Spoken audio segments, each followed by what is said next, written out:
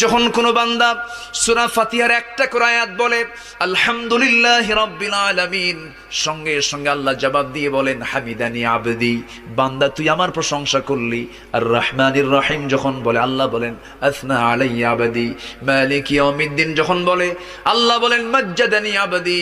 এরপরে যখন বলে ইয়াকা না'বুদু ওয়া ইয়াকা নাস্তাঈন পর্যন্ত যখন বলে আল্লাহ বলেন বান্দারে তুই আমার কাছে কি চাস, প্রাণ খুলে চারে বান্দা। ইহদিনাস সিরাতাল মুস্তাকিম থেকে শুরু করে নিয়া ওয়ালাদ-দাল্লিন পর্যন্ত যখন বান্দা বলে তখন আল্লাহ বলেন বান্দা নামাজের মধ্যে এমন প্রেমের খেলা খেললি বান্দা, তুই যা চাইলি সব আমি আল্লাহ কবুল করলাম। ওই বান্দা যখন রুকুতে যায় আল্লাহ তখন অস্থির হন।